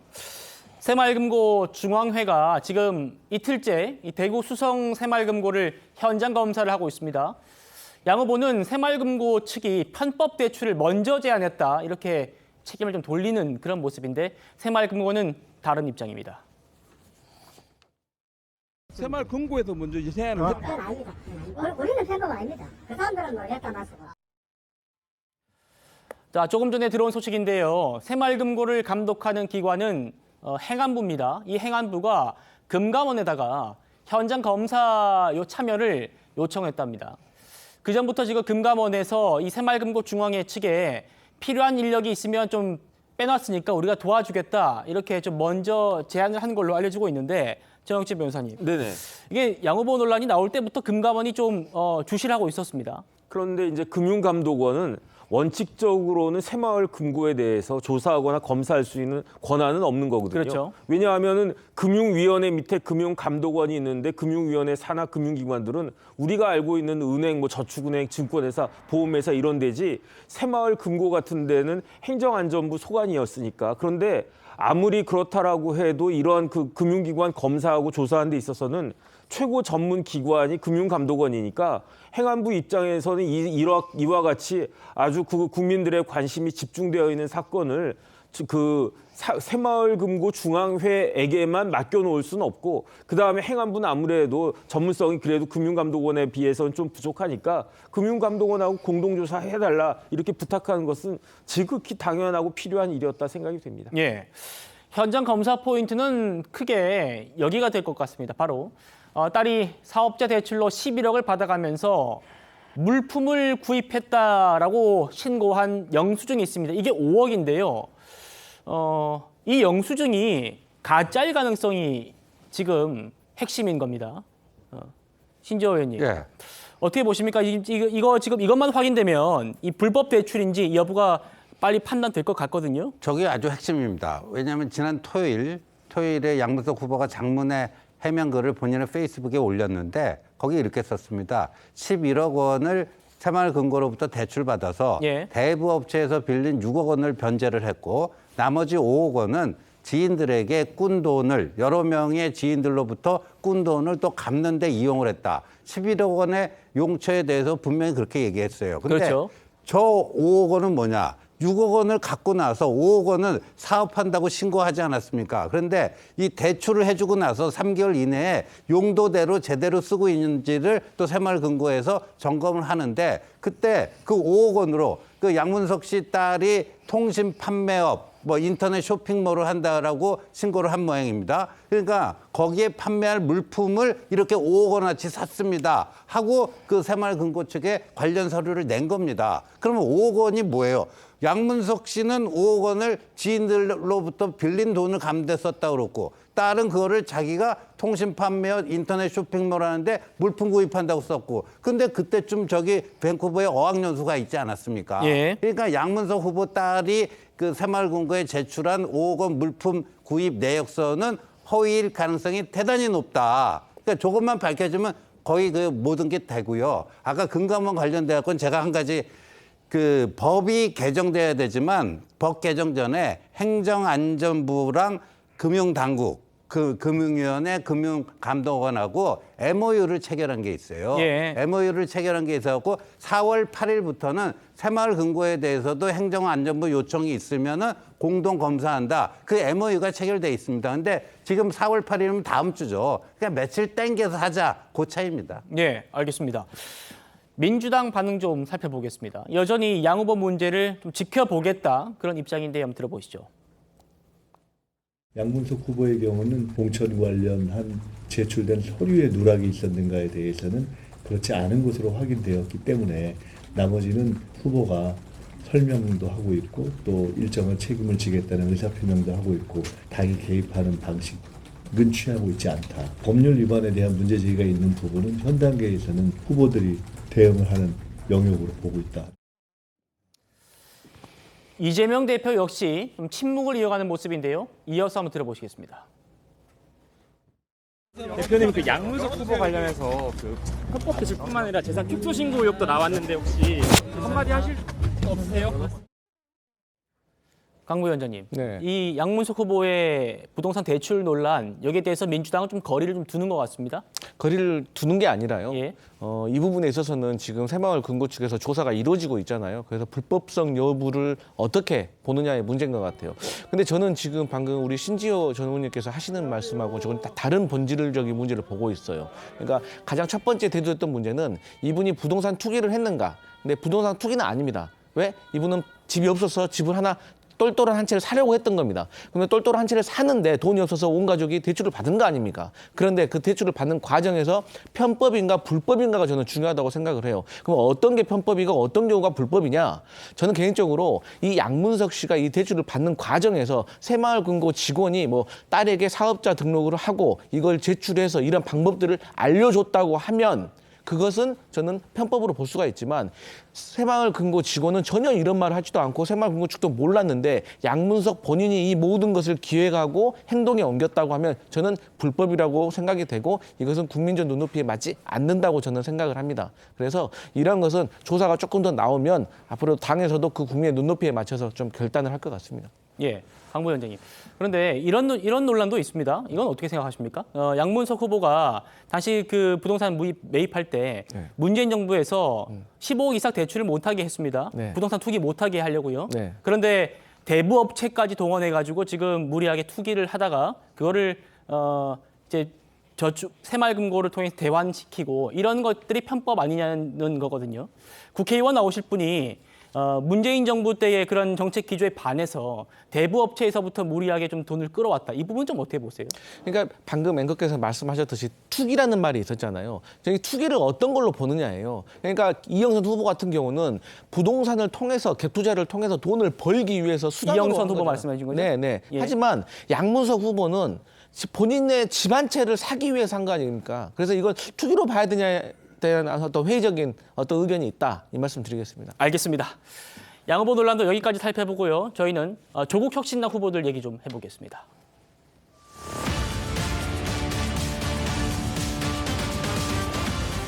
조국 혁신당 비례대표 1번 박은정 후보와 관련된 논란도 계속 이어지고 있습니다. 박은정 후보가 검찰 재직할 때인 2022년 7월 중순부터 퇴직 직전까지 21개월 동안 출근을 안 하고 1억 원을 받았다. 급여입니다. 이걸 받았다고 어제 전해드렸는데 박은정 후보 질병휴직 연장을 위해서 소송을 냈는데 1심과 2심이 잇따라 각하 결정한 걸로 전해졌습니다. 정혁진 변호사님. 네네. 그러니까 각하됐습니다. 본인이 지금 소송을 냈었습니다. 한동훈 위원장인가요? 그 법무부 장관 때인가요? 그 법무부가 복직하세요라고 이제 했는데 거기에 대해서 나는 복직하지 않겠다라면서 박은정 후보가 법무부 상대로 낸 소송인데 이게 지금 각하가 됐습니다. 그런데 박은정 후보가 성남지청장까지 했거든요. 성남지청장이 어떤 자리냐? 검사장 올라가기 바로 직전이에요. 성남지청장 하면 웬만하면 검사장 많이 갑니다. 그런데 부장검사를 넘어서 검사장 직전까지 갔던 사람이 과연 법을 갖다가 제대로 아는 것인가? 검찰청법을 제대로 읽어보기라도 한 것인가? 검사가 검찰청법을 모르면 어떡합니까? 변호사인 저도 아는데 검찰청법 38조에 보면 어떻게 되어 있냐면 법무부 장관은 본인의 질병으로 인한 요양 등이 필요할 때 그럴 때 검사가 청원을 갖다가 하면 그 청원 내용이 충분한 이유가 있다라고 인정하면은 휴직을 허가할 수 있다 이렇게 규정을 하고 있고요. 그런데 중요한 건 뭐냐면 38조의 2에 휴직 기간을 정하고 있어요. 이런 병가의 경우에는 휴직 기간은 1년 이내로 한다 이렇게 되어 있어요. 왜 1년 이내로 합니까? 그 병이 깊어가지고 2년, 3년 이렇게 되면 검사같이 중요한 직책을 검사는요 검사 정원법이 있어가지고 더 뽑으려고 해도 뽑을 수도 없거든요. 그러니까 몸이 안 좋으면은 나가서 퇴직해가지고 요양하는 게 원칙이란 말이에요. 그러니까 검찰청법 39조에는 어떻게 되어 있냐면은 심신장애로 인한 퇴직해가지고 검사가 막 그 1년 동안도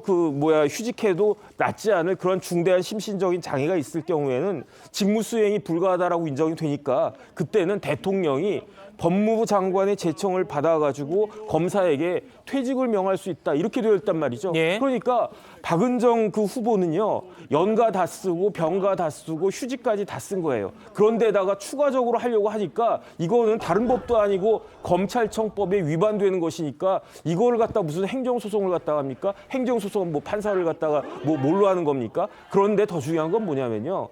박은정 검사가 성남지청장 한 다음에 그 다음에 발령받은 데가 어디냐? 광주지검이에요. 그런데 광주에서는 근무를 하루도 하기 싫다는 거예요. 제가 봤을 때. 광주에 그 발령을 갖다가 받았음에도 불구하고 박은정 검사는 광주에서는 진짜 그 검사 생활을 단 하루도 하지 않았거든요. 이런 사람이 무슨 조국혁신당의 비례 1번인가? 비례 1번이라고 하면요. 그 정당의 상징적인 인물 아니겠습니까? 그런 상징적인 인물이 광주에서는 검사 하루도 하기 싫다는 이런 이야기로밖에 저는 이해가 안 되니까 참으로 난감하다는 생각이 듭니다. 박은정 후보는 본인이 보복당했다는 입장이고요. 한동훈 위원장은 그게 무슨 얘기냐 이렇게 직격하고 있습니다. 들어보시죠. 저는 아시다시피 윤석열 전 총장을 감찰했다는 이유로 보복을 당하고 수사를 받고 결국 해임까지 당했습니다. 암투병 중이던 노부모님이 거주하시는 친정집을 압수수색하는 패륜적 행위에도 그저 자책하며 견디고자 노력했지만 쉽사리 잠을 이룰 수는 없었습니다. 박은정 후보는 1년 9개월 동안 출근 한 번 안 하고 철새 1억 원 가까이를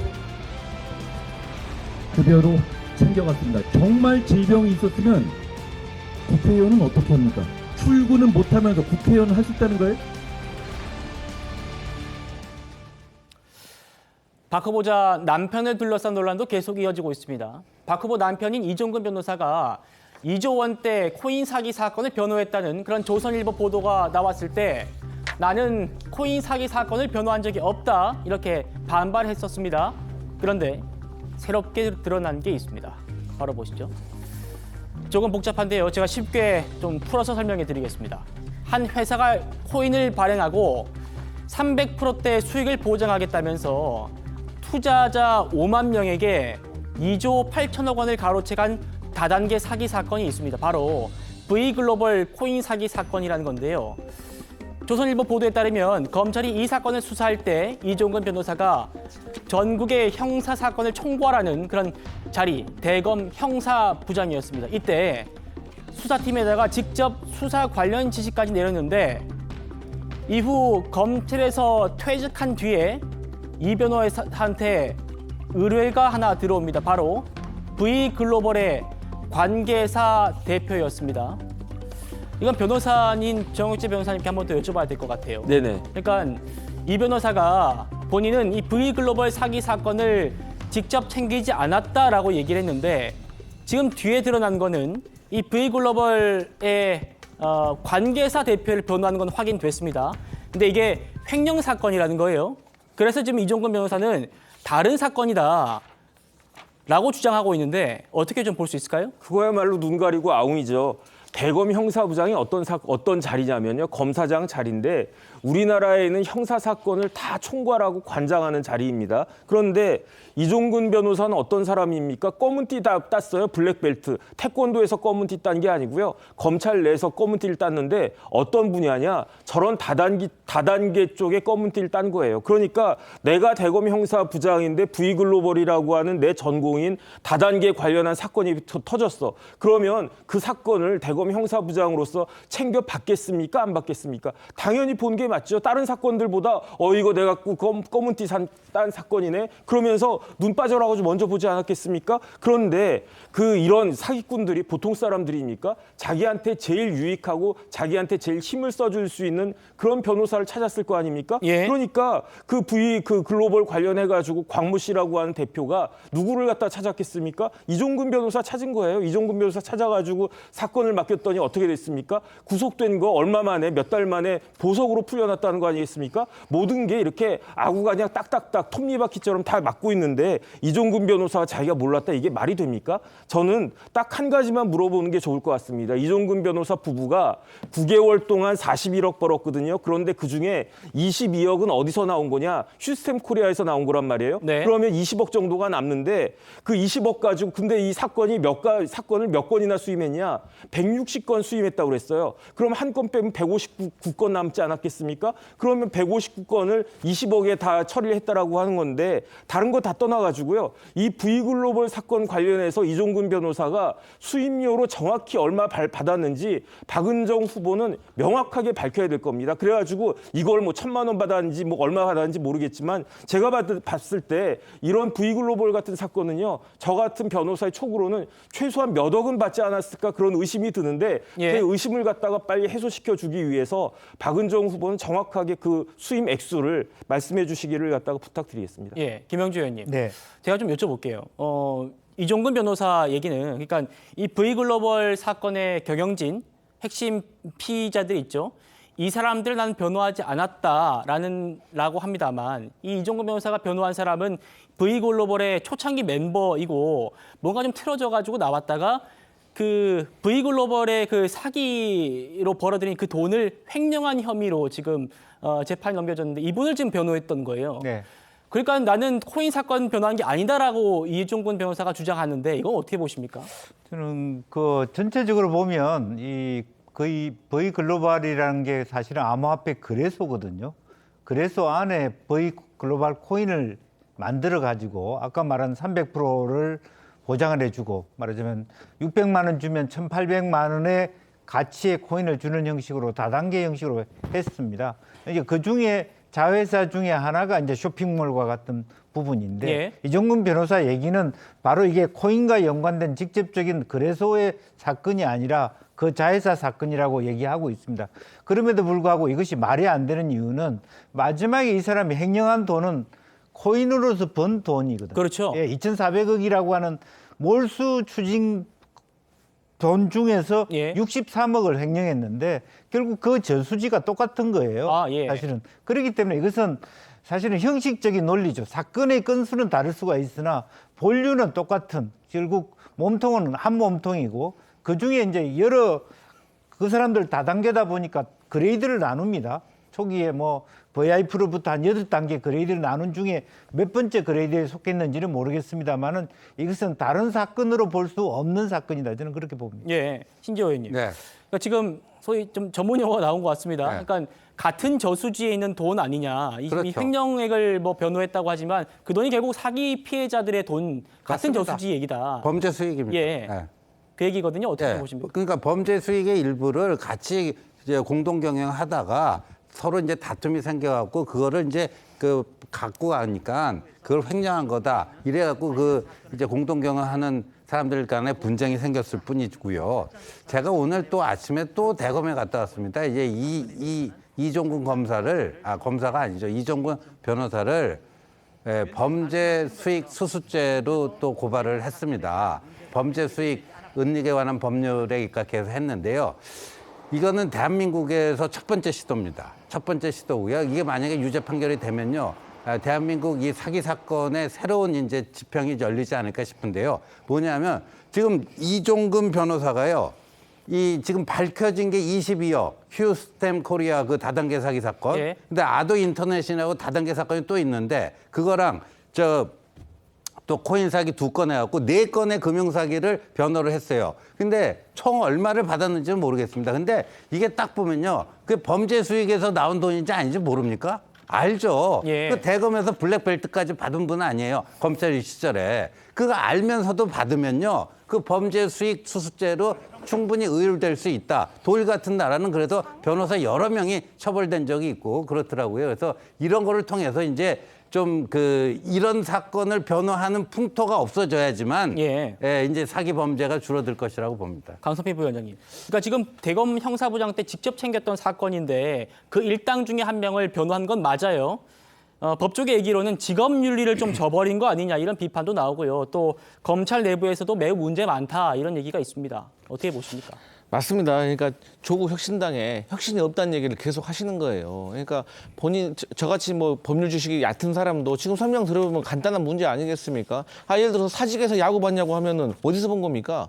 사직 야구장에서 봤다고 한 거 아니겠어요? 아니면 사직 근처에서 본 겁니까? 제가 봤을 때는 그런 논리로밖에 안 들려요. 그래서 본인의 문제에 대해서는 솔직하게 얘기를 하시고 또 잘못을 구하는 것이 조국 혁신당의 정신 아닐까요? 그렇게 생각합니다. 알겠습니다. 박은정 후보자 본인 남편의 이 논란에 대해서 지금까지 1,000명 넘는 피해자들의 구제를 위해 노력한 부분도 있는데 이 부분은 부각이 안 되는 것 같다, 안타깝다. 이렇게 노력한 부분도 봐줬으면 좋겠다라는 그런 입장을 내놓았다는 것도 저희가 전해드리도록 하겠습니다. 저는 1분 뒤에 돌아오겠습니다. 네, 저희는 내일도 오후 5시 10분에 찾아뵙겠습니다. 여러분 고맙습니다.